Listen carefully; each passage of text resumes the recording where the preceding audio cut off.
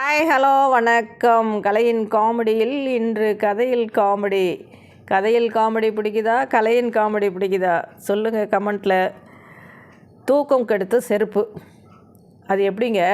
செருப்புன்னா நம்ம என்ன தூங்கும் போதாக போட்டுக்கிட்டு இருக்க போகிறோம்? இல்லை செருப்பு போட்டிருக்கும்போது நம்ம தூங்க போகிறோமா? எதுவும் கிடையாது.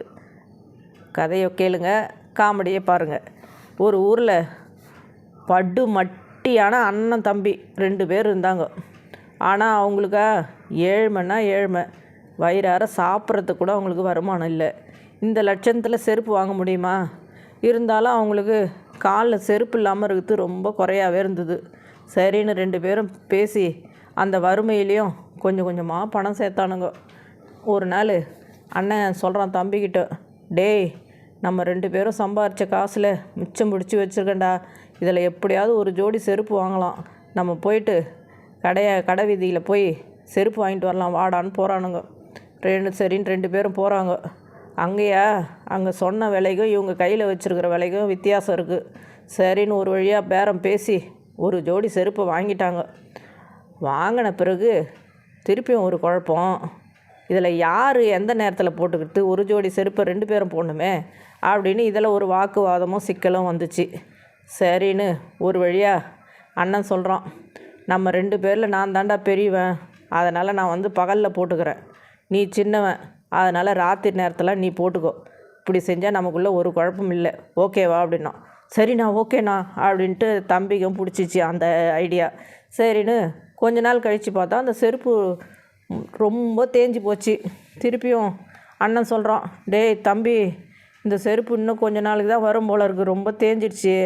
அதனால் நம்ம அடுத்தது புது செருப்பு வாங்கிறதுக்கு திருப்பியும் கொஞ்சம் கொஞ்சமாக பணம் சேர்த்துன்னு வரலான்டா அப்படின்றான். உடனே படால்னு தம்பி சொல்கிறான், அண்ணே வேண்டாண்ணே அப்படின்றான். ஏன்டா வானான்ற? செருப்பு ரொம்ப அவசியம் இல்லைடா, இப்போ போட்டால் நல்லா தாண்டா இருக்குது அப்படின்னா. அண்ணா, இந்த செருப்பால் என் தூக்கமே கெடுதுண்ணா, அதனால தான் வானான்றேன் அப்படின்னா.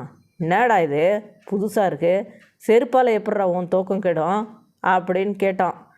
அண்ணே, நீ பகலில் செருப்பு போட்டுன்னு நடக்கிற, நான் மட்டும் சும்மா இருக்க முடியுமா? பகலில் நீ எவ்வளோ தூரம் செருப்பு போட்டு நடக்கிறியோ அதே போல் நானும் நடக்கணும்ல. அதனால் ராத்திரி முழுக்க செருப்பு போட்டுக்கிட்டு சுற்றி வர்றதுனால என் தூக்கமே கெட்டு போகுதுண்ணா அப்படின்னு அவன் சொன்னது எப்படி இருக்கு? கதை பிடிச்சிருக்கா? பிடிச்சிருந்தா லைக் பண்ணுங்கள், கமெண்ட் பண்ணுங்கள், ஷேர் பண்ணுங்கள், சப்ஸ்கிரைப் பண்ணுங்கள். 2 ஃப்ரெண்ட்ஸு பேசிக்கிறாங்க. டேய் மச்சான், நான் என்ன நினைக்கிறேனோ அதை என் பொண்டாட்டி உடனே செஞ்சிடுவாடா. டேய், ஜோடினா இப்படி இருக்கணும்டா, இப்படி தான் இருக்கணும். பாரு எவ்வளோ பெருமையாக இருக்கு உன்னை பார்த்தா. அப்படி என்னடா செய்வா?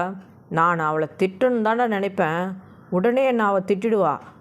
நான் அவளை அடிக்கணும்னு நினைப்பேன் பாரு, சாத்துன்னு என்னை சாத்திடுவா. என் பொண்டாட்டி அப்படிலாம் இல்லைடாப்பா, என்னை திட்டவே மாட்டா. எப்பட்றா? நான் தான் லிப்ஸ்டிக்கு பதிலாக ஃபெவிஸ்டிக்கை வச்சிடறேன்ல.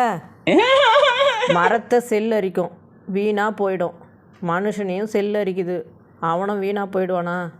அட ஆமாம்ல. சிரிச்சிட்டே இருங்க, சந்தோஷமாக இருங்க. மீண்டும் நாளை சந்திப்போம். நன்றி, வணக்கம்.